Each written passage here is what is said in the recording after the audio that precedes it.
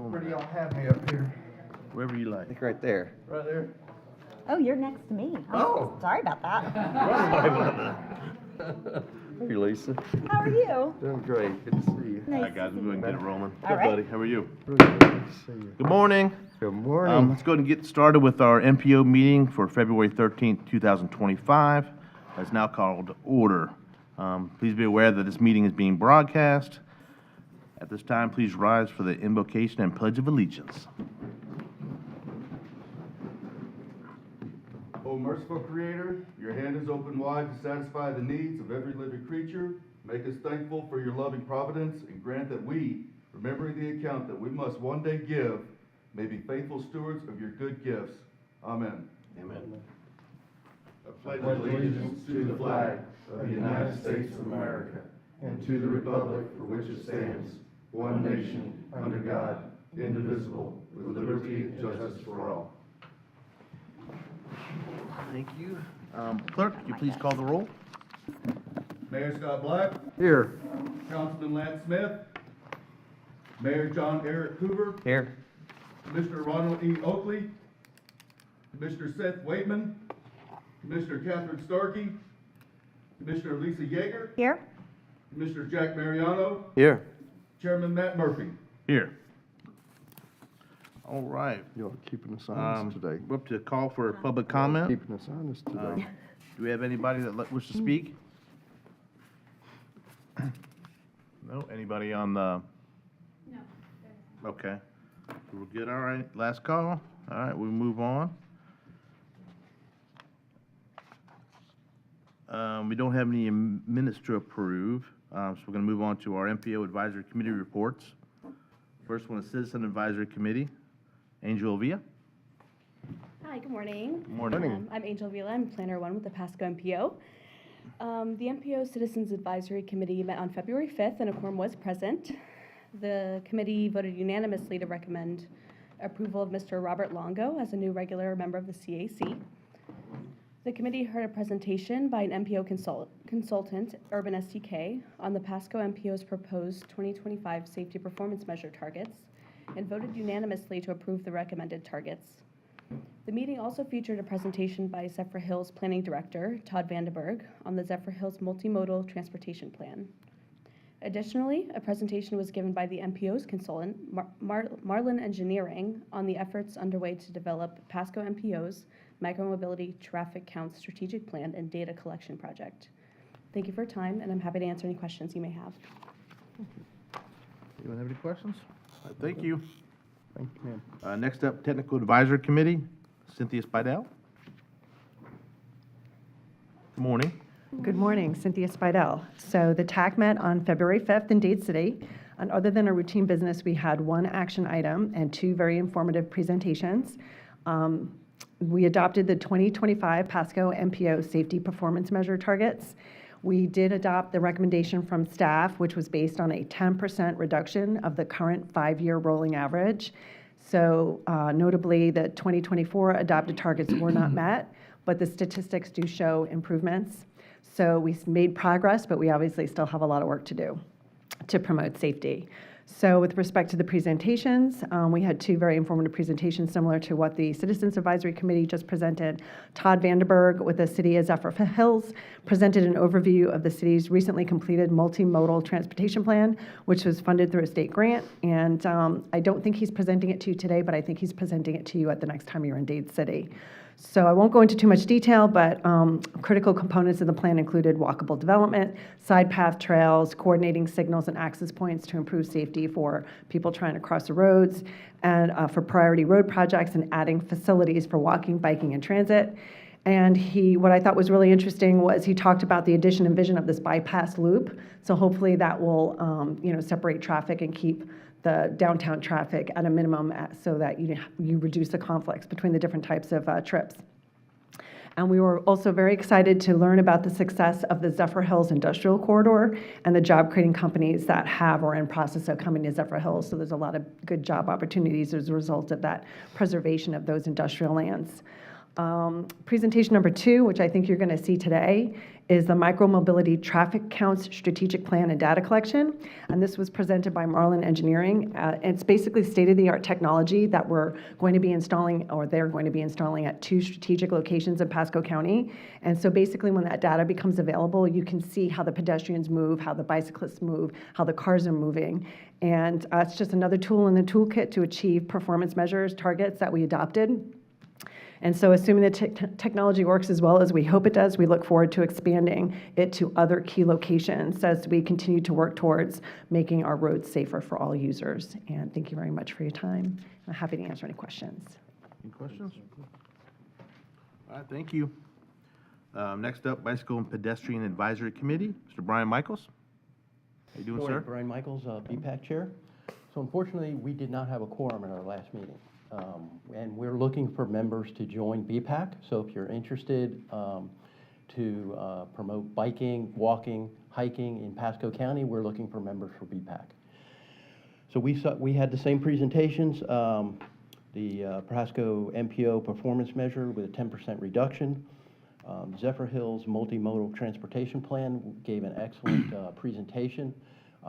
They're looking at building a 12-foot multi-purpose path pretty much around a square in their city, which is very exciting. And we also saw the mobility traffic count strategic plan.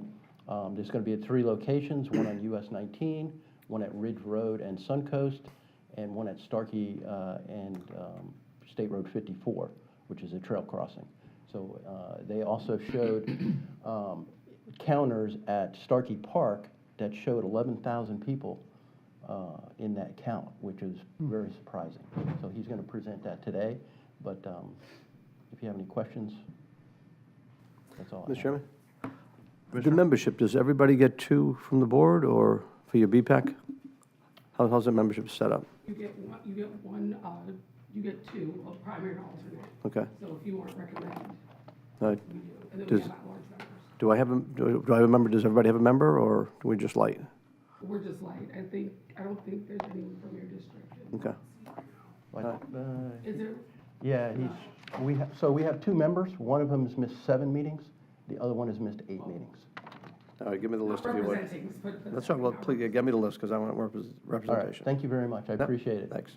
Thank you. You're more than welcome to, I may do some substitutions. yes, exactly. Thank you. Exactly, yeah. All right, thank you. All right, we're going to be, we're moving our legislative update to other business, so we're going to move on to action items. Approval of new member of the Citizens Advisory Council, Angel Villa.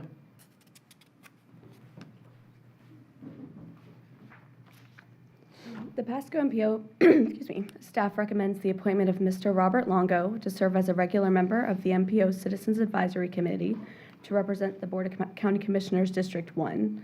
The Citizens Advisory Committee voted to recommend his approval to it. Mr. Longo's background is in mechanical engineering and sales. Mr. Chair, move approval. Second. All in favor? Aye. Opposed? Motion passes. Thank you. Welcome, Mr. Longo. Next up is approval of new alternate member appointment, MPO Technical Advisory Committee. Mr. Scott Ferry. Good morning, Board. Morning. The Pasco MPO staff recommends the appointment of Mr. Dale Hall to serve as an alternate member of the MPO's Technical Advisory Committee. Mr. Hall serves as the Development Director for the City of Newport Richey. Move approval. Second. All in favor? Aye. Opposed? Motion passes. Thank you, sir. Thank you. Yeah. And you'll stay right there. This is All me right. again. 2025 Pasco MPO Safety Performance Measure Targets Presentation and Discussion. Thank you. Each year, the Pasco MPO is required to develop and adopt highway safety performance measure targets in an effort to set a goal for reducing roadway crashes, fatalities, and serious injuries. These performance measures permit the MPO to monitor progress toward achieving the targeted reductions. Joining us today virtually to present the MPO's 2025 Highway safety performance measure targets is Mr. Andrew Larder with Urban SDK. Also joining us today in person is Mr. Zach Funkhauser with Urban SDK.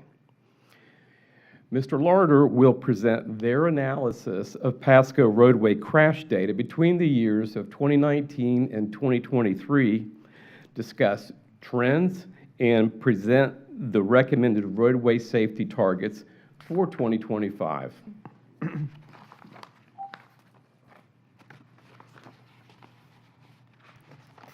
Okay, thank you, Scott. Hi there, everyone. Good morning, board. Is everyone able to hear me okay? Yes. Great. Okay, and is everyone able to see the screen as well? Yes. Yes. Perfect. Awesome. Well, thank you all, and thank you for the introduction, Scott. Hi there, everyone. My name is Andrew Larder. I'm with Urban SDK. Urban SDK is a smart cities data platform. We've been working with the Pasco County MPO for a few years now. Last year, we worked on the list of project prioritization, project priorities measures, and this year we are here to present to you the highway safety performance measures. So without further ado, let's get started on the presentation. So a quick little background on the safety performance measures themselves. State departments of transportation by federal law are required to establish safety performance measures targets annually. And in the state of Florida, after FDOT establishes statewide targets, MPOs are required to adopt their own targets no later than 180 days later. In 2025, FDOT established a statewide target of 0 for all safety performance measures. And so what that means is that the statewide target is 0 collisions that result in fatalities or serious injuries, whether that be among vehicles, vulnerable road users, or any combination of the two. So obviously this is an aspirational goal. It's one that we all aspire to with the Vision Zero principle of roadway safety. However, Pasco MPO supports the statewide target and nevertheless also wishes to establish its own targets to track the safety performance of the transportation system in Pasco County in a more easily understandable way, and one that establishes more meaningful and achievable targets than a blanket target of 0. And as a quick reminder, these safety performance measures do apply to all public roads, Mr. Chairman? despite the name of highway safety performance measures. Hey, Andrew? Yes. We don't have your screen up, so I think if we're going to have it televised, we should have the screen I up. just texted Tania. Oh, did Oh, you? did it not? There was a graphic, yeah. Well, that's Did it another not show approach. here? Yeah. You got my message, I guess. Can you start over, Andrew? Yes, sorry about that. I apologize. I thought it was sharing. Are you able to see the screen now? Yes. Yes. Okay, great. Okay.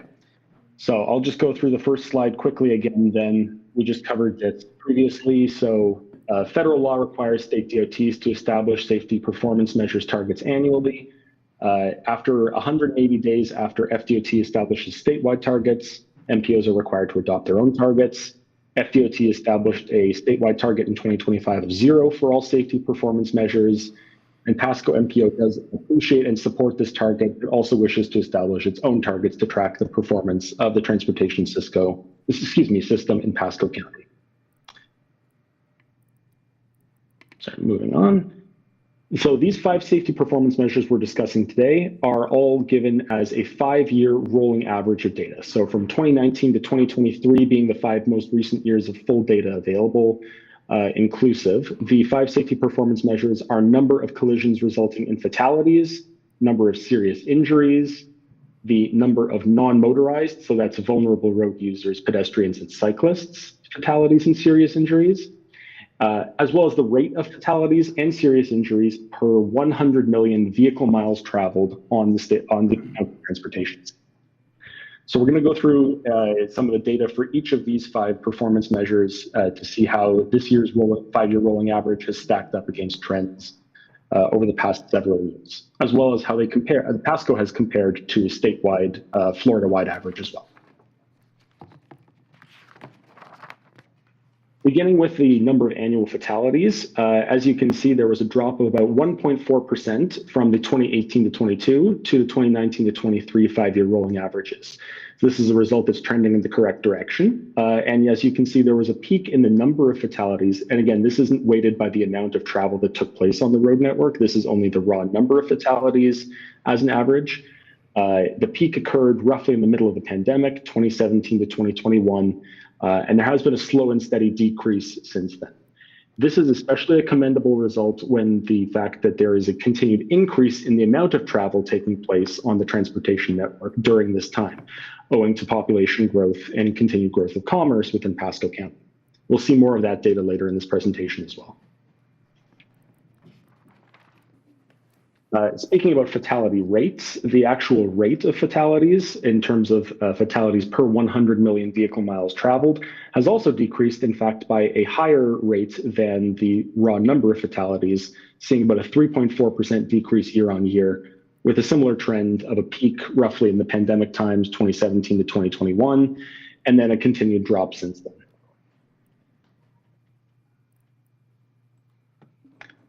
We won't go into too much detail here so we can continue on with the presentation, but this is just a heat map of where those fatal collisions took place during that time period. Over those 5 years, that 5-year period, regrettably, 507 fatalities were totaled on the Pasco County transportation network during that time. Moving on to serious injuries, again, we're seeing a decreasing trend, which is exactly what we would like to see. In fact, the trend is a little bit different than fatalities, and this is one that is mirrored not just within Pasco, but in fact statewide. And the serious injuries on the road have been going down and on a downward trend since much earlier, peaking around 2013 to 2017, and with a continued faster downward trend since then. The actual number of serious injuries decreased 6.0% year on year when comparing the 2018 to 22 to the current 2019 to 23 5-year average. And similarly as well, the rate of serious injuries as a function of vehicle miles traveled decreased at a faster rate as well, 7.7% decrease on year, with a peak that is further back in 2013 to 17 and continued decreases since then. Again, a heat map of where those serious injury collisions took place, 4,276 serious injuries between 2019 to 2023. You will notice that the trends and the heat map locations are fairly similar between fatalities and serious injuries. Part of the reason for this is that the most significant contributor to the severity of a collision, whether it's between two vehicles or a vehicle and a pedestrian or a cyclist, is speed. Speed and the amount of conflict points that exist between vehicles and vulnerable road users. So whether it's a serious injury or a fatality, whether it's between vehicles or between vehicles and vulnerable road users, you tend to see the same hotspots crop up for all of these performance measures. Mr. Chairman? Commissioner? Andrew, is there a way that you can blow that map up? I'm wondering if you can put a dot on the map to where, I'll say where the river passes underneath, the Cody River passes underneath, and it catches. So it'd be south of like Grand Boulevard. This is a static map. I'm not able to blow it up at the moment. I can provide a copy of the presentation afterwards with a higher resolution version of the map as well, so we can take a look in more detail. I would do it after, because you're not going to be able to. Okay. Yeah, unfortunately, I don't think the resolution of this image would support any further zooming in at the moment.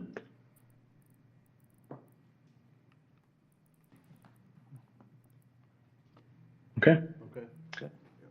Continuing on then, the final of the 5 performance measures is the vulnerable road users, pedestrian and bicyclist fatalities and serious injuries. So this is a combination of fatalities and serious injuries data. And there's a peak in each of the 2 locations where there were peaks seen for fatalities and serious injuries individually, which creates this sort of 2-humped distribution that we're seeing here, with a peak in 2013 to 17, as well as in the pandemic around 2016 to 2020. There's been a bit of a precipitous drop since then, between 2020 and 2021, and essentially a flatlining in this data since then as well. However, there was a modest decrease, 0.2%, between the 2019 to 23 average and the 2018 to 22 average. So a modest decrease, but still trending in the right direction. And same goes here again, 584 fatalities and serious injuries over the course of the last 5 years related to non-motorized road users.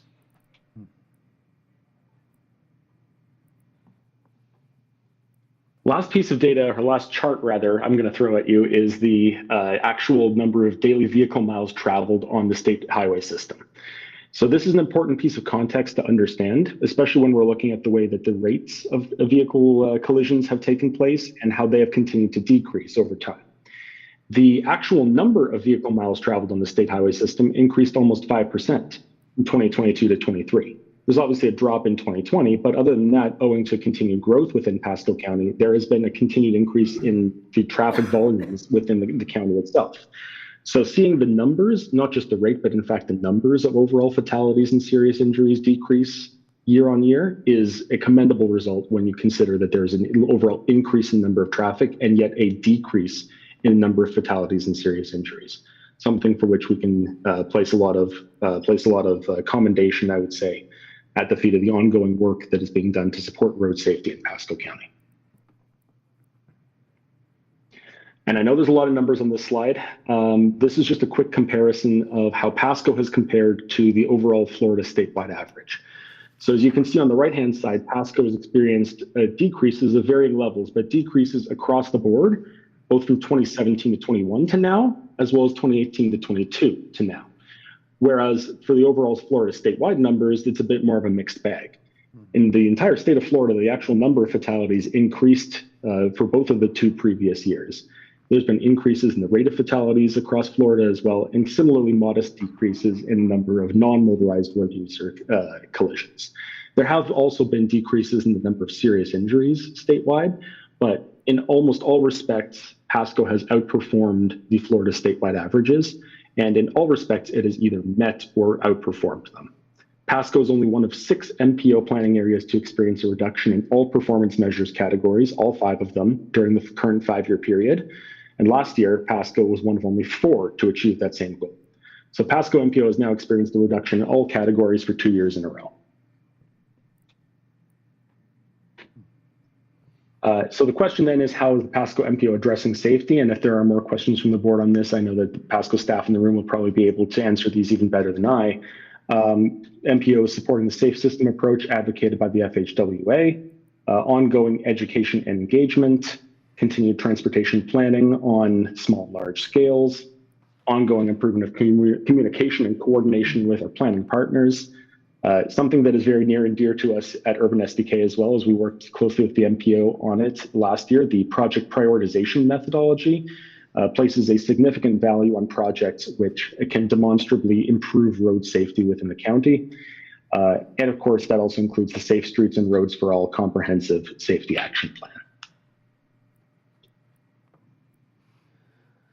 The last slide for your consideration today is the recommended targets for the coming year. Now, in previous years, so the Pasco MPO has provided its own targets to FDOT for each year since 2017. However, in previous years, the Pasco MPO adopted these performance measure targets based on the 5-year rolling average itself, which did lead in the past to increasingly higher targets because of, at the time, annual increases in fatalities and or serious injuries that were increasing the 5-year rolling average. That in the past led to a trend of adopting increasingly higher targets, which ran counter to the goal of lowering fatalities and serious injuries within the county. And so, beginning in 2023, proposed targets for these performance measures have instead changed to reflect a simple goal of a 10% reduction based on the most recent 5-year rolling averages for each of the 5 PM1 performance target measures. This is a methodology that allows the MPO to adopt clear and achievable targets using available and empirical data. So you can see on the left-hand side of this table, the targets that were adopted last year for the 2019 to 2023, that is to say the 2024, 5-year rolling average. The actual data and how Pasco performed on those 5 targets is the next column over. And it's clear, technically it is correct. The transportation network did not meet those targets as of this past year. There's a lot of reasons why that can take place, and our understanding through our analysis is that primarily that's because a 5-year rolling average of data is intrinsically kind of sticky. It takes years of improvement before it starts to show up in the 5-year rolling average, especially considering that the fatalities measures, as well as some of the serious injuries measures, were only really showing a peak during more recent years during the pandemic. It's our belief that with a continued downward trend, which is consistent across all 5 performance measures, this 10% reduction will be achieved if it is again adopted as the performance measure target for this coming year. So the recommended 2025 targets are on the far right-hand side of the table. They represent a 10% reduction of the current 5-year rolling average. So a 10% reduction from the 2019 to 23 rolling average. The MPO believes this is an achievable goal, and it's one that can be tracked with empirical data. This data comes from FTOT as well, all the numbers that we've been seeing here today. And it is one that has been approved by the committees, as mentioned previously, up to this point. And it is what is being recommended for your consideration and approval today as well. That concludes my portion of the presentation. I appreciate your attention, and I'm able to answer any questions regarding the methodology, and I know the staff in the room are also able to answer any questions regarding the targets or the procedure as well. Commissioner Mariano? Thank you. I'm looking at your last slide, and then I'm looking at the slide before that we had outperformed the state across the board. And if you're going to try to get a 10% reduction on a 5-year rolling average, it's got to be impossible. To me, if you're going to look at reducing the average, you've got to go year to year to get your reductions like you show in the previous map. You're probably 5 years away from getting your 10 reduction from where you start, but there's no way you're going to make that from the get-go. I don't know why you would you set yourself up for failure with that.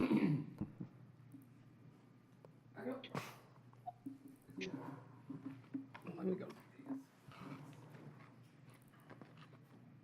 So initially, the 5-year rolling average comes from the state. We follow how they're looking at it over the 5-year increment of time.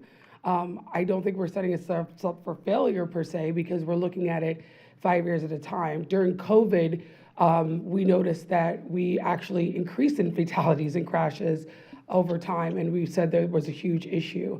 Now we're looking at it again, and we're actually noticing a decrease. And with the 5-year rolling average, we're noticing that we are going down almost in some spaces and cases about 7%. So, I mean, we are getting closer as we go through the 5-year rolling average. Well, let me say, what we're doing is great.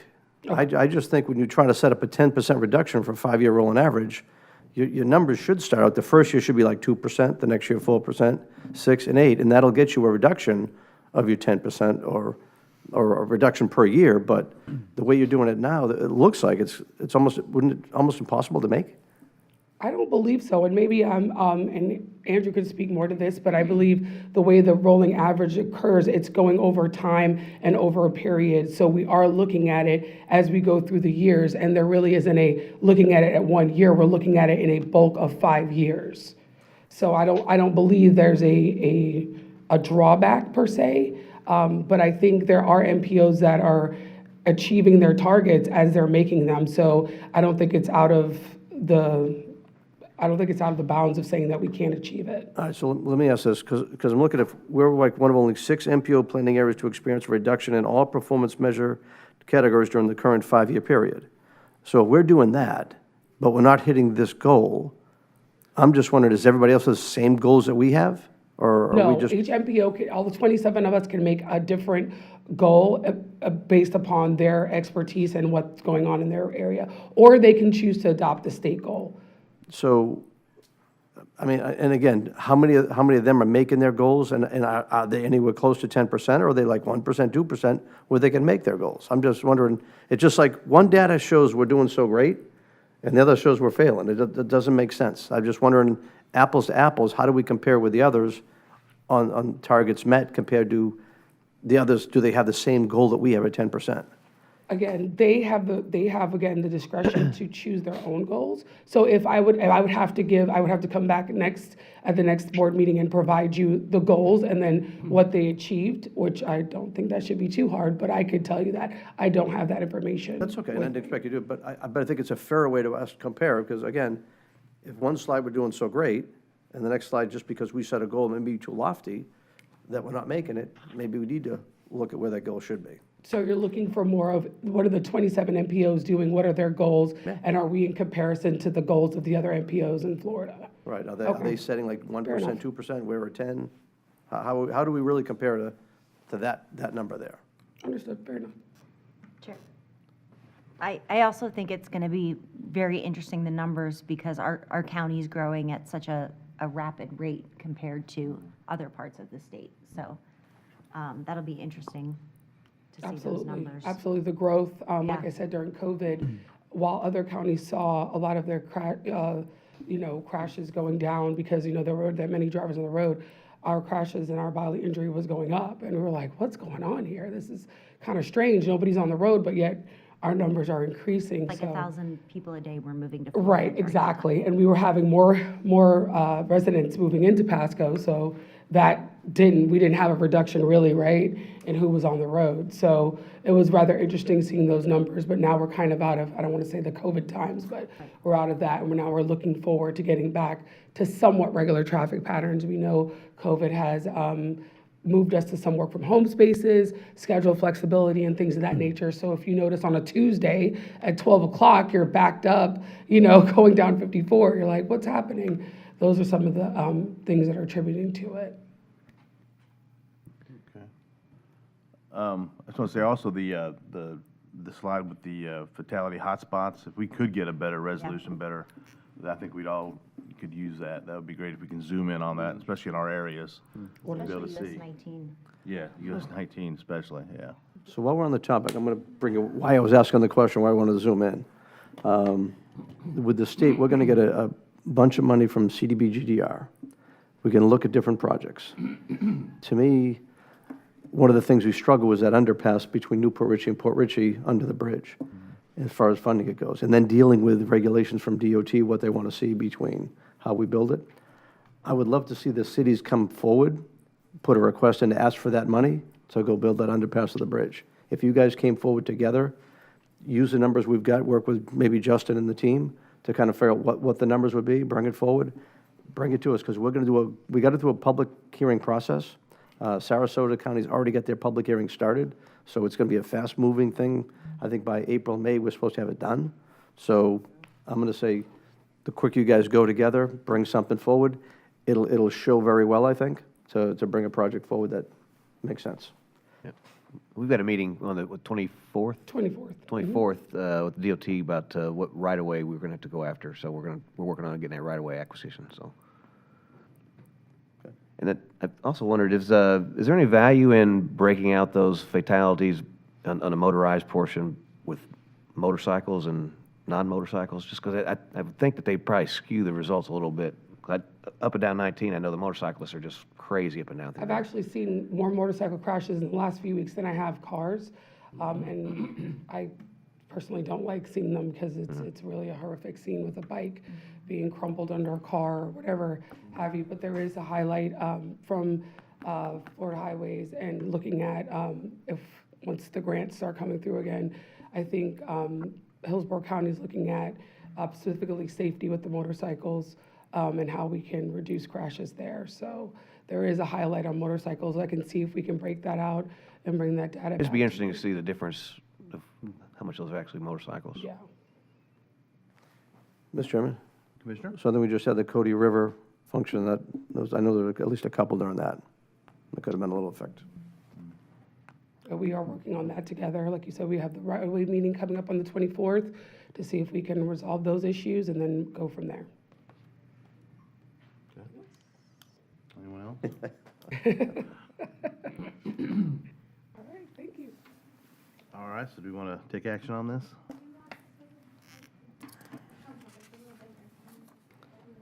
Move to approve? Second. All in favor? Aye. Opposed? Motion passes. Thank you. All righty. Status reports and presentations. Micromobility traffic count, strategic plan, and data collection presentation. Mr. Eric Katz. Come on down.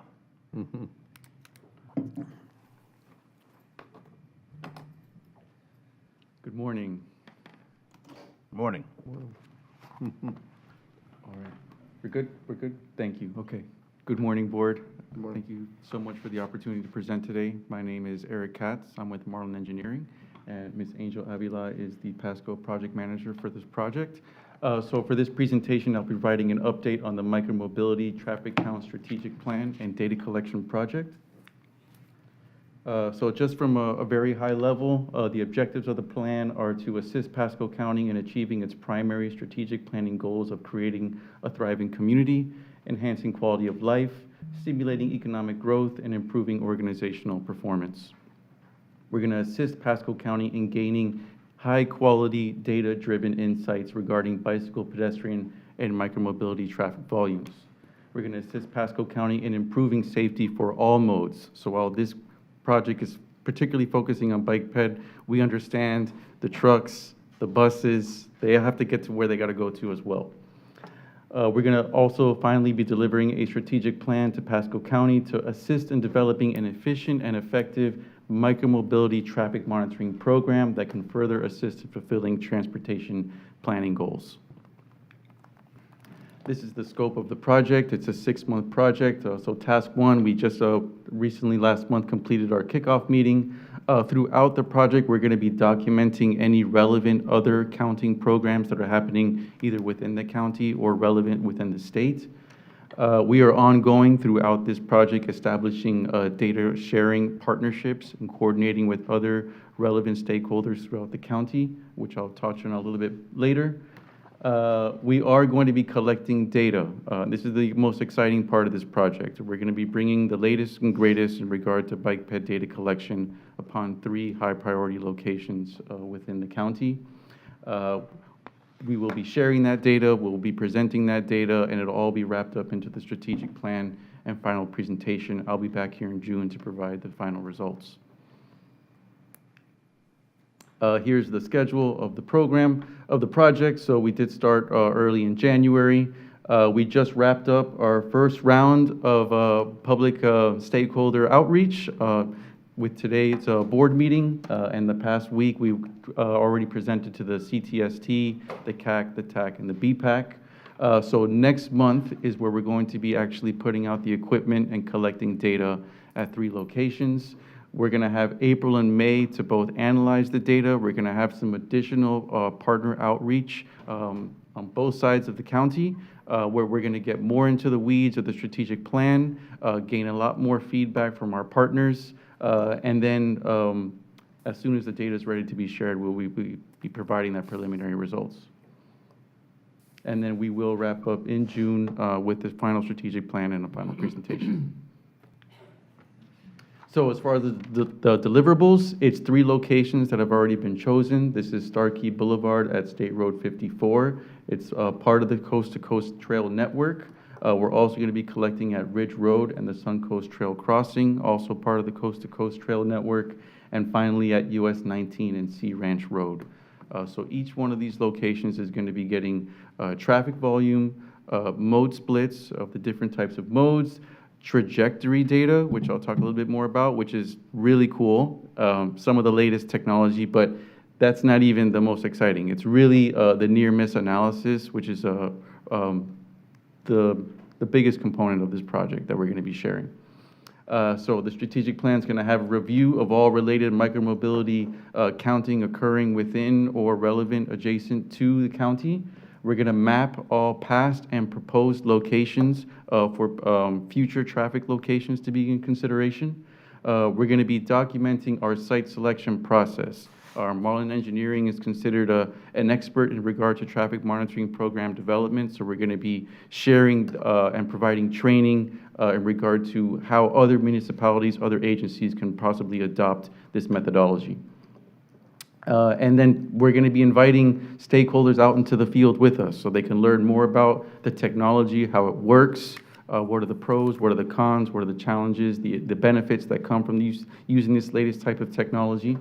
And really, we just want to be an open book. We know that this is just 3 locations. There's many other locations that could be considered for Pasco County. I really want to hopefully really showcase this new technology and get other agencies and other organizations excited about the possibilities. And then finally, we'll have any recommendations and the final deliverables in that strategic plan. So with regard to the partners, some of the major ones, obvious, are FDOT, and we're talking about both FDOT District 7 and FDOT Central Office, Florida DEP, all of the major municipalities within the counties, but we don't want to just stop there.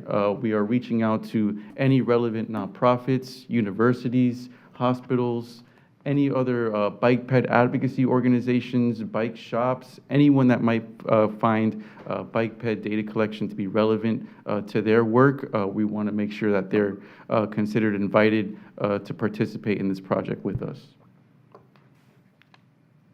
So I just wanted to highlight one of the major partners of this project is FDOT Central Office's Transportation Data and Analytics Office. This is the office that has been historically responsible for all of the motorized counts that happen throughout the state of Florida.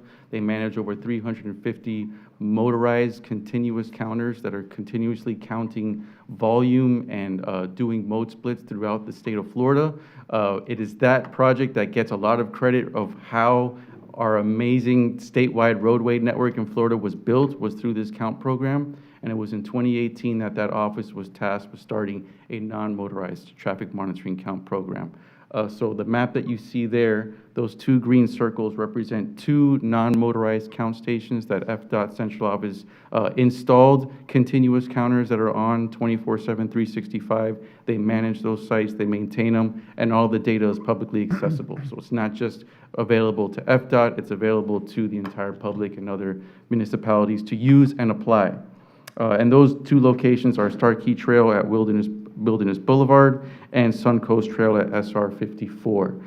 So the 4 yellow circles that you see on the map happen to be 4 additional continuous counters that are going to be coming to Pasco County within the year, and that is the Hardy Trail at Howard Avenue, Suncoast Parkway Trail at SR 52, Suncoast Trail at Starkey Trail intersection, and the Starkey Trail at Trinity Boulevard crossing. So these are all counters that are bought and paid for by FDOT. They are maintained by FDOT, and it is going to be relevant, accessible data for the county and any stakeholders within the county to use and apply. Part of their message that they have been reaching out to the state is that it's an ambitious project to take on a statewide count program. The motorized program started back in the 1960s. This is now just about 7 years old. So they have been really pleading with other agencies, other organizations to get on board and start getting more involved with non-motorized micromobility data collection in their jurisdictions, and then emphasizing data sharing. Part of the deliverables of this project is when all the results are finalized and validated, they will be sent to this office that they're going to be storing in their statewide repository.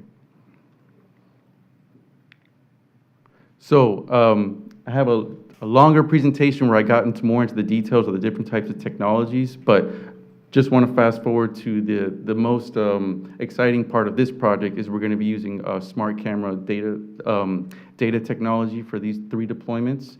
These are high quality portable cameras. They're non-intrusive. They don't leave any marks or no bolts. They're very safe. They're Florida friendly. They can handle the Florida weather. And these, with one camera, you can detect vehicles, trucks, buses, motorcycles, pedestrians, bicycles, and scooters with one device.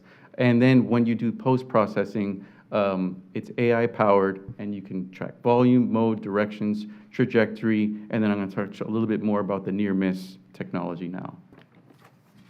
So this here gives you an idea of a typical roadway in which traditional counting technology just would not be reliable. It's too complex, there's too much going on. The traditional counters that you might see in the field that FDOT is using now could not count a road like this accurately. So this is just an example. This was when we were partnering with the city of Fort Lauderdale. This is a location where the 2 outside lanes were retrofitted to be buffered bicycle lanes.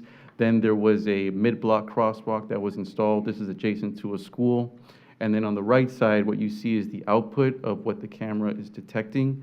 The green represents car traffic, the blue is bus traffic, and then the red is bicycle traffic, and the yellow is pedestrians. And what you're seeing there is it's tracking all the movements of all the modes within a 24-hour period.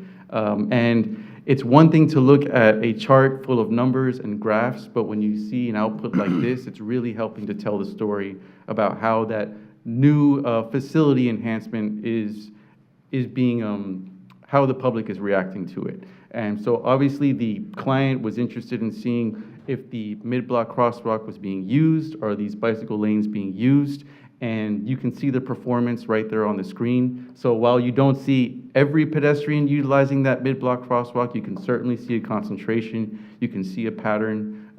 So it was ultimately pleasing for the client to see that that retrofit is actually being used, and hopefully more people will start using that mid-block crosswalk in time. But it's a great visualization to share with stakeholders to see the performance. So as we get into the near-miss technology, we'll be able to take it a step further. We're going to be developing heat maps to further show concentrations about where activity is going to be, where activity is happening on these high priority locations. So talking about near-miss now, and I'm not a computer programmer, but the best way I can explain it is that some of the previous images that I show you, if we tell the camera or tell the AI, it's kind of like you put a blindfold over the lens and you say, just show me pedestrians, bicycles, and scooters, and that's it. Everything else on the screen, you're not looking for anything, just show me those shapes and those movements, and it can detect it. That takes about minimal to moderate levels of AI power to do.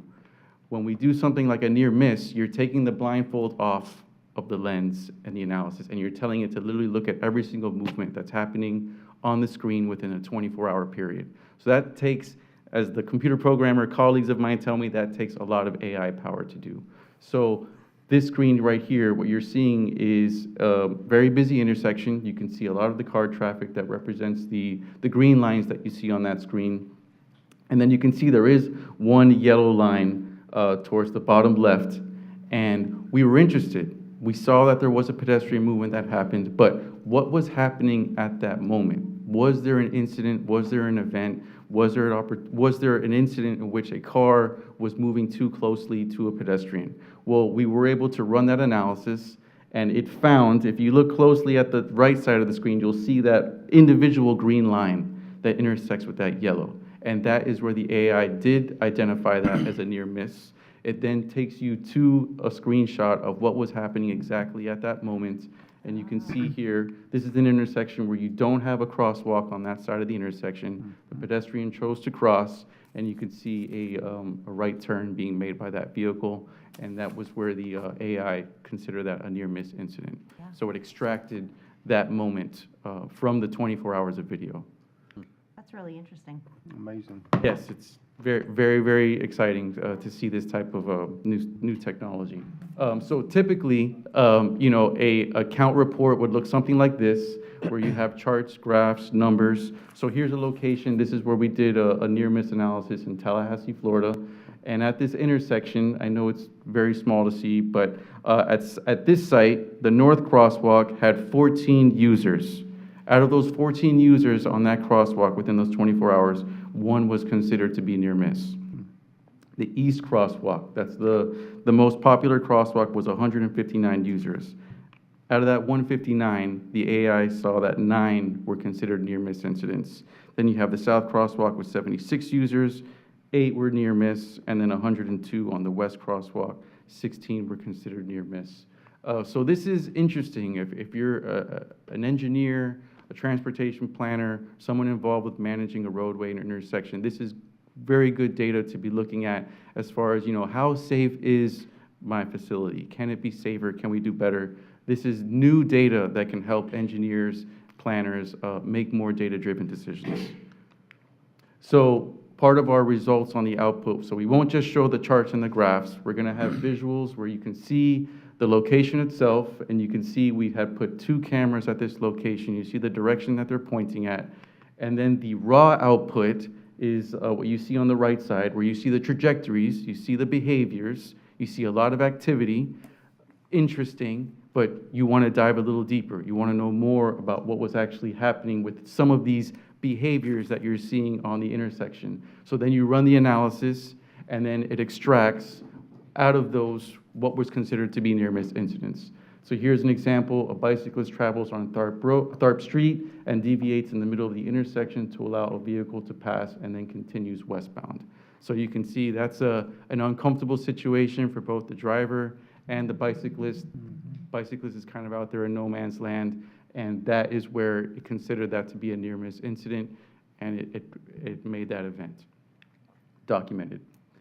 This is another location at that location. So here, bicyclist is using West Crosswalk properly, travels near an incoming vehicle performing a left turn in the intersection. So another similar incident where you have left turn conflicts.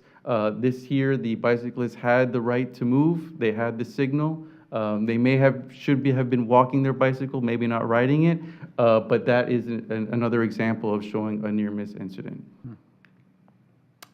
Same location, but at night, these cameras can also detect at night. We know that lighting can definitely be a component in regard to safety at intersections. So here, pedestrian crossing West Crosswalk and needs to stop due to vehicle performing a left turn in a low visibility environment. So here, the pedestrian had to stop moving actually for that car to pass through. Hang on, he already passed the point. Sorry? That car's turning left. That guy's already passed where that guy's going to turn. Yeah, well, it's, So why did he have to stop? He's already passed it. I'd have to go back to the video, but that's what was documented. You could actually Oh, you know see what? He the might be going whole. the other way. Never mind. Never mind. He could be going the other way. Right, yes, right. Yeah, I could barely see him. He's truly dark. Yeah, okay. right. Part of the issue, visibility. Lighting, yep. So, okay, another example, this is a location where we were looking at the performance of a mid-block crosswalk. This is also in Tallahassee. And here, what you're seeing there is 24-hour counts on a Thursday, 24-hour counts on a Saturday. That's the same methodology we're going to apply to these 3 locations that we're going to do in Pasco. So in that location, I know it's hard to see, but there was 250 travelers that was noticed on the corridor. 43 of those 250 were utilizing the mid-block crosswalk. 8 of those users was considered to be near miss. And then on the Saturday, very similar, the amount of traffic that was documented, 266 travelers caught on the corridor, 91 used the mid-block, 15 were considered to be near miss. So that's just what it looks like on charts and graphs. But then we show this is the site itself. There was the camera, the direction that it was pointing in. Then you can see the raw output of the bicycle and pedestrian movements that were captured. So I'm sure already you can see interesting behaviors. Certainly you can see that the crosswalk isn't being utilized, but if you were curious, if you wanted to know more about what was exactly happening, were any of those yellow and red lines not crossing at the crosswalk, what was going on at those moments, was there any near miss? You can run the analysis and then it extracts what was considered to be near miss. So here, pedestrian starts crossing westbound near the gas station driveway and passes near an incoming vehicle entering US 27 from the east leg of Scherer Road. It represents a near miss case where the driver had to evade the pedestrian. Which is crazy because the sidewalk, or the crosswalk is right there. Very close. What? Yes. I don't- Catch a lot of interesting behaviors. Here's another one. This is right by a transit stop. So you can see here 4 pedestrians depart the bus, shown at the bus stop on the east sidewalk, and perform a mid-block crossing behind the bus and travel westbound onto the median. And so this is where it was considered caught this as a near-miss incident.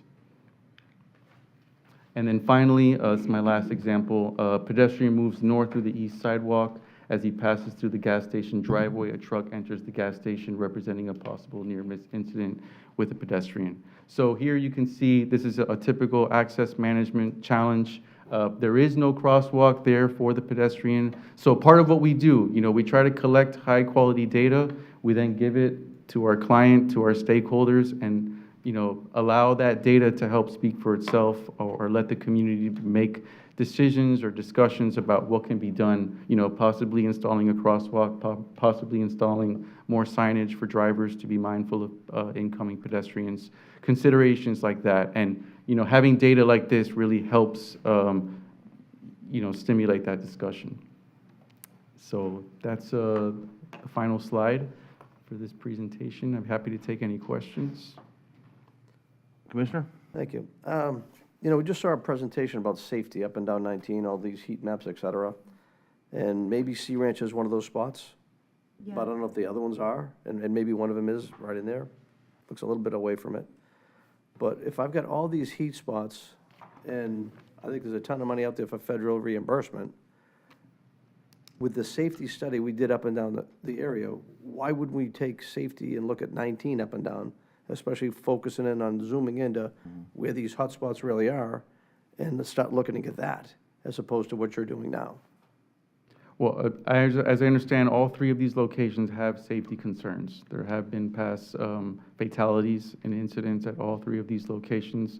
I know the project manager at the time, when scoping this project, was seeking input from the public in regard to locations to consider. So I know that these three locations have safety incident concerns.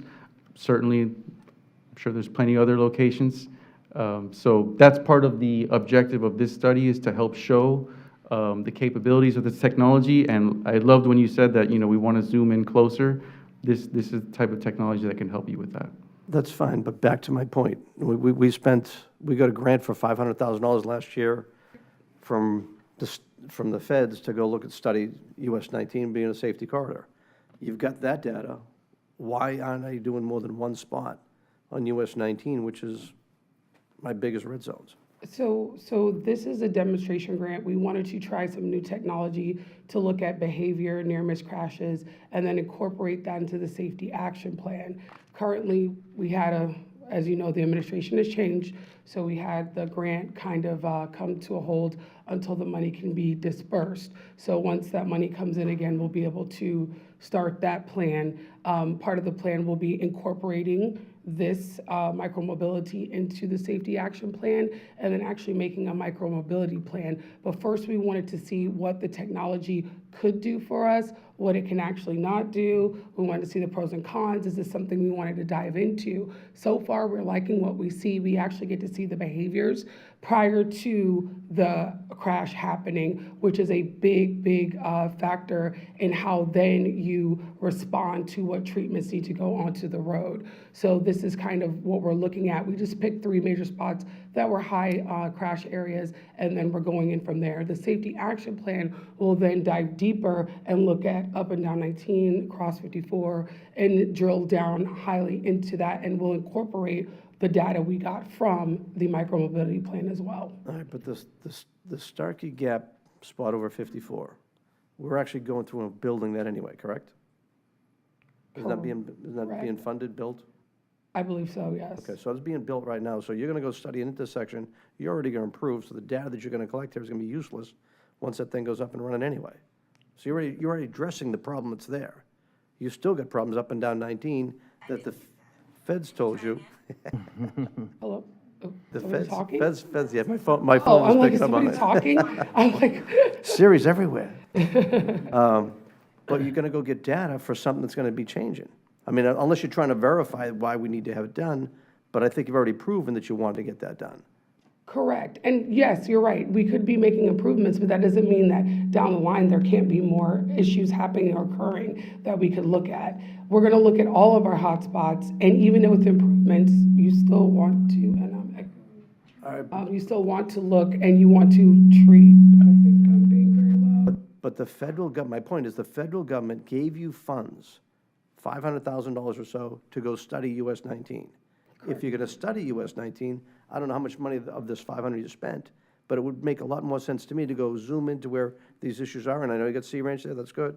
But there should be probably a few more spots in 19 I'd be looking at. I mean, I'd like to see what happens at Grand Boulevard, wouldn't you? Yeah, I think there's a lot of intersections down 19 that we would like to get looked at. Of course, and that's the safety action plan and the micromobility plan are 2 separate plans. Well, I So want to see. that's why I just want to make sure, and we haven't even started the safety action plan yet. Like I said, we're about to, hopefully, in the next 2 weeks, we can get funds released to actually start that process, and it's about $400,000. So yeah, no, we're getting to that point. But as you're saying, this is new technology that we are going to incorporate into the safety action plan. Does that make sense? It does, but it still doesn't get to my point. I got issues out there right now. I got money already invested in. I got the feds behind it, so it doesn't make sense to me why you're picking what you're picking. How much money are we looking at here?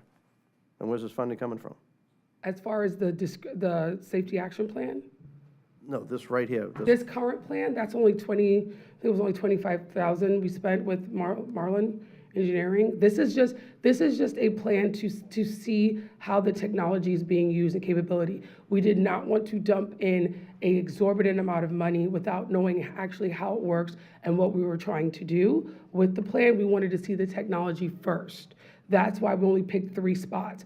Those spots are not all the spots in the county, we know this. It was just we just chose 3 just to see how it would look in a high crash area. That gives us a kind of taste or a flavor of what we need to do. Can we change the spots?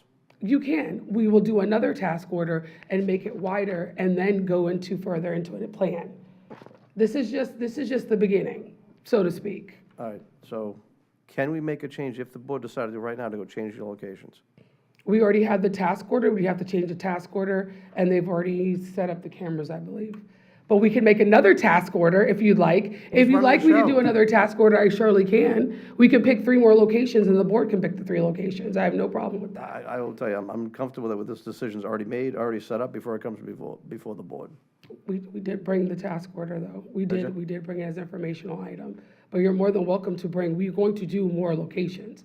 This is not the last. Well, I would just say that the next round or wherever it goes, you know, we definitely need to focus on 19 hotspots. You know, huge issue. Matter of fact, it'd be good if we did it maybe the next meeting.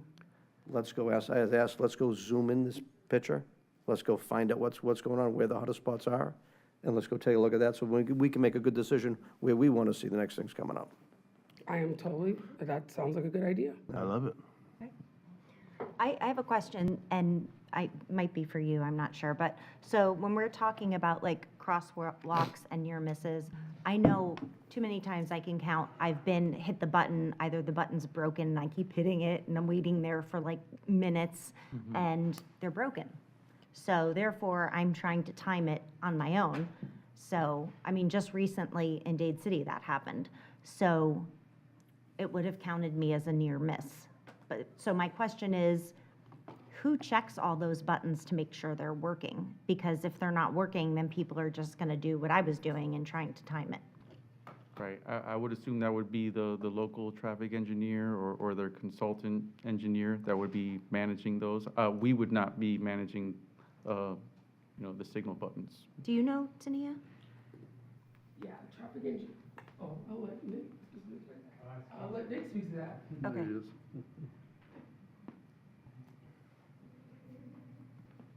Good morning, Nick Duran, County Engineer. I apologize, I missed the question.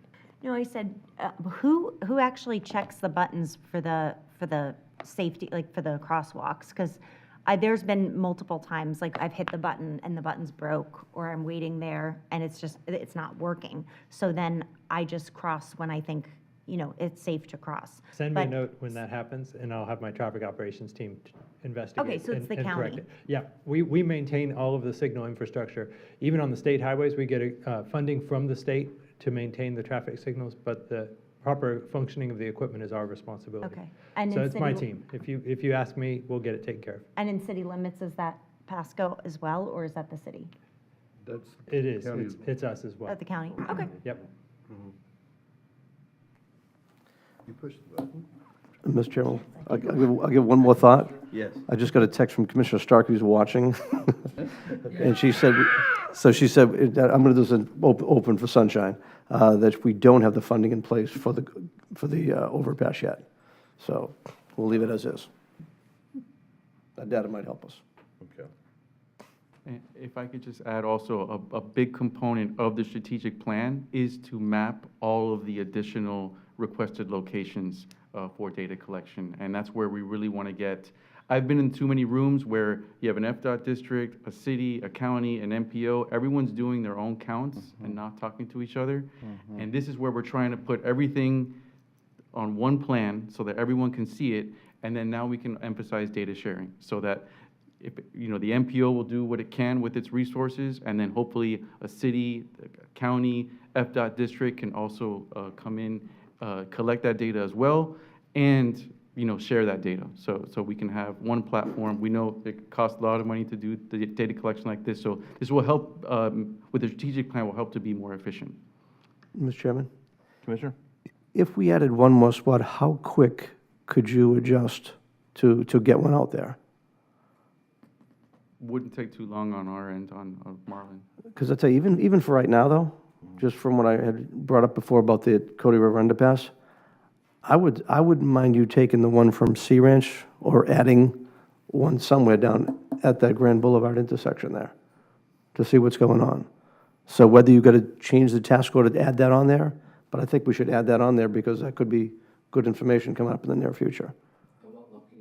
At Grand Boulevard and US 19. Yeah. And we're getting ready to modify that intersection too. It's gonna happen Well, this year. so that information might be good for right Very now. pertinent. So what would it take to add that into it or swap out one? And I'll say swap out Sea Ranch one. Be as quick as the task order going in and processing. It wouldn't be very long. Okay. Be an addendum to the task order. Yeah, and I need to take a look at it. I mean, we had gone out into the sites and done site evaluations. We got to make sure that we have an exact location where the camera would fit, the lens would be able to, to capture everything needed, how many cameras would be needed. So that wouldn't take too long, I right. can do that by next week. I'm going to make a motion to give staff the flexibility to add, go ahead, Justin, go ahead. Sneak it up behind you, sorry. Justin Hall, FDOT District 7. So US 19, we're actually doing exactly what they're presenting to you up and down the entire corridor, Pasco, Hernando, and Citrus counties. So if you want us to prioritize that intersection, I can do that. We have a consultant doing same thing, near miss analysis, cameras, so we could prioritize that intersection, have it turned around. We don't have to issue a new task because their task is for the entire stretch of US 19. All right, if you would prioritize the Grand Boulevard intersection. Done. Awesome, thank you. Thank All you. right, I'm good. All right. Great, and we'd like to add those sites to the strategic plan. Awesome. Perfect. Anyone else with questions? Good, okay, no action needed on this one. Thank you, sir. Thank you. Good stuff. Yeah. All right, we'll move on to other business. You want to go first with legislative? Oh, no, I was going to FTE. Oh, you're that too, sorry. With the Florida Turnpike Enterprise update, responses to the questions we had from December meeting. All right, so I just wanted to discuss the letter enclosed from the Turnpike from the last meeting. It pertains to a motion made on December 10th, 2024 at the MPO board. The motion is as follows. FDOT, in collaboration with the Turnpike Authority, MPO, and county staff will explore the development of a plan to propose a park and ride facility along the Suncoast near the operations area in Pasco County. Currently, the MPO and Go Pasco, we're working on a transit development plan that will identify transit needs, which will include services on Suncoast Parkway. So we are currently reviewing it in the transit development plan, but however, I do have Katina Cavacles from FTE to have further discussion, and I also have Nina Elkin with Go Pasco as well.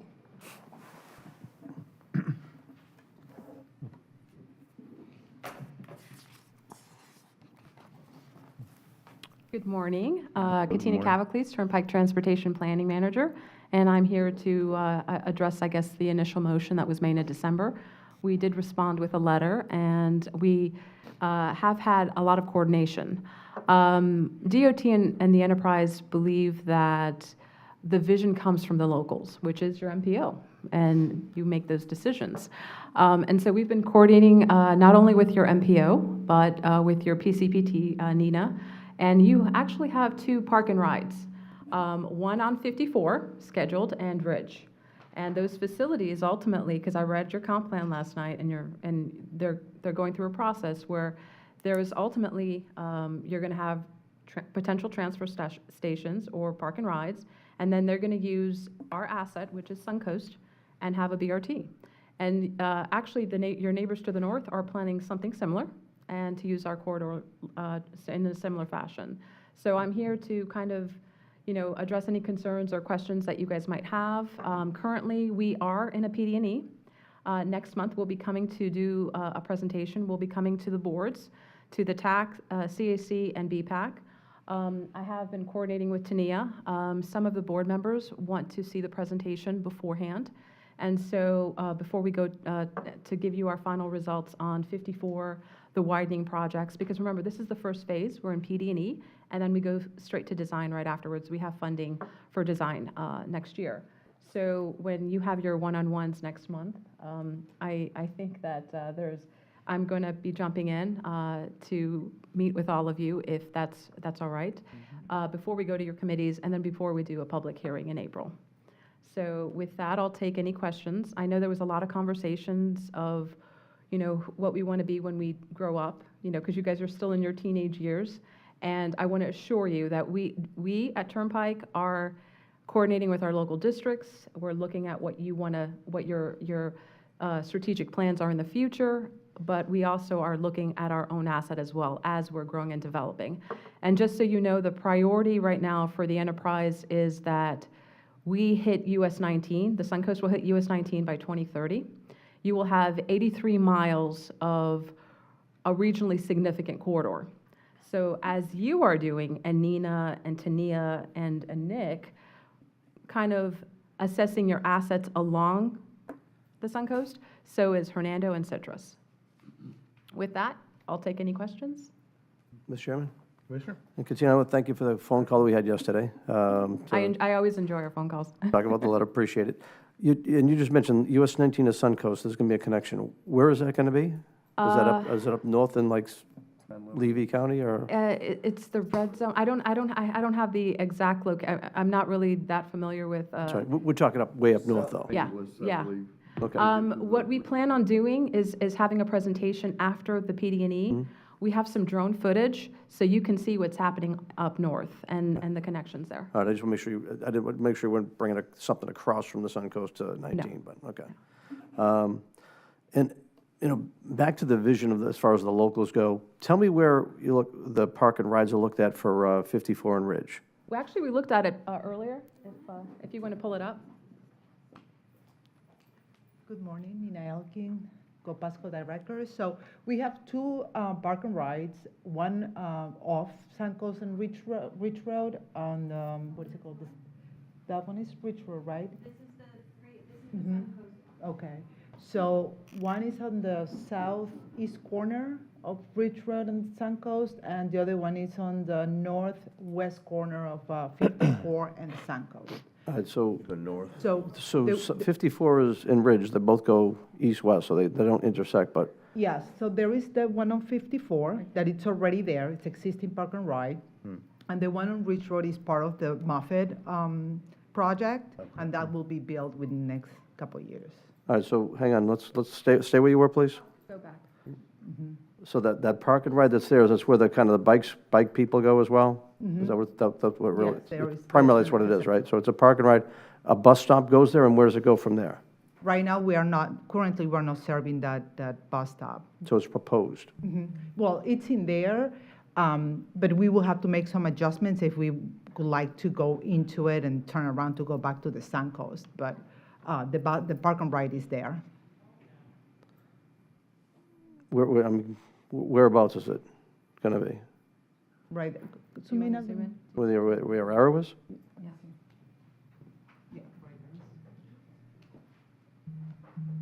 I'm not sure what's the name of that development, but it's just the gas station is in the front, Publix is across the street. So. And how many parking spots do you expect to have with that park and ride? Excuse me? How many spots do you expect to have with the park and ride? I would want to say it about 30 to 40. All right, is there going to be a bus coming in that's going to pick people up? Yes, that's the plan with our, we just finished our route study, so we will be planning on going in and out. So is a bus going to run east-west or north-south? West. Currently, we have a bus, Route 54, that goes east and west. And potentially, once we go through our transit development plan, we will be looking into Suncoast, an express route, or, feasibility of putting an express route on Suncoast to go down to. But if you're going to have 30 spots, even if you had a bus full, I mean, a regular bus, you're going to fill it at what, half capacity? Well, we have 27 seats on a bus. All right, so you fill it up. If no one else gets in there, no one else parks there. So clearly, that's not going to be enough space to do something big. Yeah. Oh, the one on Ridge Road? Show Ridge Road next. That's being built. It's not ready yet, but, yeah. No, Further Ridge south. Road, south. South. Yeah, right there. Right there. That one. Up north a little bit. No, up. North. Upstairs, yeah. See, everything gravitates to that spot I picked out. Go back. Back down. We're going way too far. Yeah, I was gonna say, where's?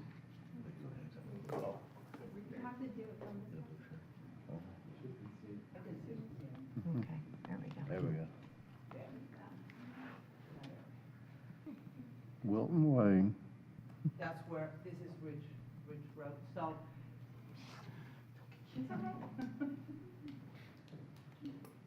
So once they start the construction, the road construction, then that's gonna be built there. And I believe there are like 30 spaces as well. There's gonna be a roundabout, I mean, if I remember the plans, it's gonna be a signal at that intersection, and then it's gonna go down to, I think, mid Sun Lake. I don't know, Nick, do you recall that?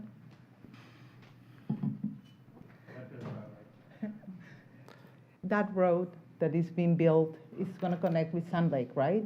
There, I don't know if you remember, I don't remember the plan. Yeah, it'll look like the Sun Lake going south eventually. Sun yeah. Lake or, All right, so again, you get 30 spots again. All right, now let's go back to the other one you really wanted to go to. 52. Yeah, where the red dot was. No, there's a third one that they're looking at. Okay, where's that one? So the one that you mentioned is between Ridge Road and 54, Yeah. right? But okay, let's take a look what else you got. So that's the only one. We don't have a park and ride on 52. So you're not looking for one there? No, we would like to, but, I mean. Way in the future. That's way in the future, yeah. All right, there's a possibility, there's an old Florida Highway Patrol station that's there. That hasn't been used for a bit. They're talking about putting some type of a shelter there, but there's probably a good amount of parking that could be there. That could be a opportunity.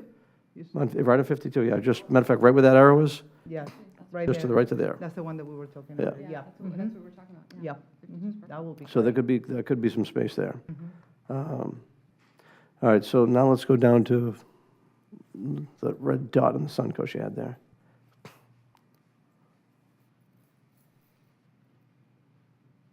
That's the right spot, right? That's the headquarters there, okay. So with all that spot there, and Katina, when we were talking about look at drainage issues with the roads being paved, et cetera. As I look to the Suncoast, to the side, you've got drainage that is on the west side there too, and then there's more room even further in we could probably get to probably create some more storage. But I would like, before you guys lock in what you want to go do, and I know the enterprise is going to make a rate of return for their investors, but I got to think there's got to be some great value with all that land. I think we figured it was enough for like 1,700 parking spots. And I appreciate you looking at Logan Express. What did you see at the Logan Express site that you thought was okay, but you thought you could do better on? Well, there's more to it. There's a whole entire process to it. And what we would, as a community, we prefer that we talk to our locals and see what the true need is right now. And when it comes to data, right now we have not only the PD&E, but we're looking at a master plan for our full facility. So to lock us in on something that isn't feasible in the future for us, that's where the concern is for Turnpike.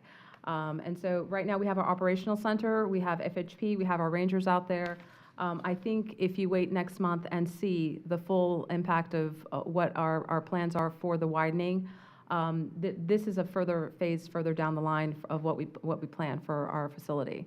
But in regards to Logan, I think it depends on what we want to do as a region. There's multiple projects out there that I think people don't know that are still in the works that we just need to connect the dots. As you heard from Nina, there's park and ride facilities. There's potential transfer centers that you guys are looking for, because I read your comp plan and you're revising your TDP. That's more of going to the MPO, setting the vision of what you want to be, and then, obviously getting into the queue for like the BRT that you want to do and going back to the district for that. As you know, Turnpike is a tolling facility. We are statutorily protected. We reinvest in ourselves, so we resurface, we widen, we look at our facility on a yearly basis. But there's opportunities and a regional aspect from all of the partners to create the vision that you want to be. So it's not, we're just one tool in the toolbox. There's multiple, avenues to get there, as you saw. So, potential future transfer stations, if 54 doesn't work, there's something up there. So it's hard to lock something in now as there's so many moving parts in your region, like a regional MPO, like different, things that are shifting, like multiple plans on the table. All we need to do is just continue to coordinate and continue to communicate and just make sure we understand where everybody needs to go. And so I'll leave it at that. Well, I'll say again, as far as like you ask us for our vision, I'm going to tell you we have a vision where we'd like to be able to go to the airport with a lot more ease. We know how busy it is down there, and I know it's a big issue for DOT, spending a fortune down that whole corridor as far as trying to get people around. You still got people going there. So we can find a way to get less trips down there, but still get the people there. I think it's a very worthwhile thing for the region, and not only the benefit of your shareholders, but I got to think there's a way we can work with all that empty land that's doing nothing, and I'll be happy to see what you're going to go do. But if you can allow people to get there, drop it off, they can support your plaza, they're going to support your tolls, they're going to spend money to get there anyway, in and out, picking people up back and forth. You can charge for parking, you can make other things work. And being that DOT has set the Turnpike Authority up to fund things to make transportation work better, it's not just a matter of what your shareholders want to do, but et cetera, but how do we move people better? And if it worked in Boston, because it got so crowded in there with the big digging and everything else there, that bus route was like probably 15 miles back and forth to the city, but every park there, it's not a pretty sight. You can make it a pretty sight, but the effectiveness of having something this far in a very central location, close to Moffett, where you can make it easy for like a park and ride thing to, not park and ride, but a free ride thing where they can get shuttled back and forth at no charge. Moffett could fund that. We could work with DOT to get a bus to run up and down as well. I think it's a huge opportunity and may not be exactly what you thought or what you want to do, but I think it's better for the region if you really work with us to go, at least, let's go see what we can do before you lock in your plans. Well, we're going to stand by the letter that we're going to defer to the MPO to look at what you want to do alongside the corridor, but actually you've already set the foundations for yourself. What Nina showed you is you've established a foundation to have the park and rides and create your BRT in the future. So you're a little ahead of some of your partners up in the north. It's not on our facility, obviously, because we have plans and we're continuously, making modifications. But again, we need to let the process at a local level take effect. We will obviously take your comments back. But again, there's processes that we need to follow, and that's how we can move forward. But as of right now, we're going to stick by the letter and state, anything along our facility. Because remember, we're in a PD&E, then we go to design. We've got a couple of, years of going through all the public engagement and analyzing all the data that we need to do. To lock us in right now or to state something that, we need to lock ourselves in, that's not really feasible. But what you have done as a community is seen the needs of getting access to the airport and have already set that foundation along the corridor, which is more efficient than, where everybody can congregate together and you can expand those services accordingly. Turnpike right now has a different path of what we're doing, and we can discuss further if you'd like, but we're going to stand by. We're always communicating, coordinating. We have different visions, but we are solid partners, and that's what we need to do is hear the different components of that. But I completely understand where you're coming from, but I need the process to happen first. Just understand that 30 spots here and 30 spots there is not going to get it done. Thank you. Thank you. Anything else? Any questions? All right, thank you. All right, legislative update, Ms. Tania. You guys are hearing a lot from me today. All right. So last week, the three directors from Pasco, Pinellas, and Hillsborough were invited by Senator Jay Collins to present at the Florida Senate Transportation Committee regarding the Tampa Bay MPO merger. This provided an next opportunity to engage in dialogue with our elected officials about such a significant initiative, particularly feedback from myself and in regards to Pasco's needs during this process. It was a really remarkable experience, actually having an audience with the FDOT Assistant Secretary Kim Holland, who was over strategic development, Will Watts, who's over engineering operations. They were present to share their insight from a state perspective regarding MPOs and transportation projects. We had Gary Huttman, who is the executive director of Metropolitan Orlando, provide a kickoff to the meeting as a merged MPO to give his perspective of an overview and to provide that insight, which was very useful.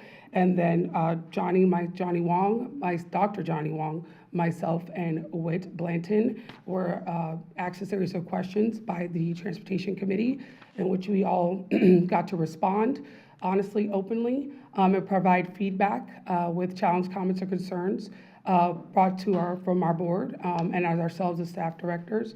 The conversation went really well. We were able to have great dialogue, and Senator Jay Collins said his door is open if we ever need anything through this regional merger or any other transportation needs.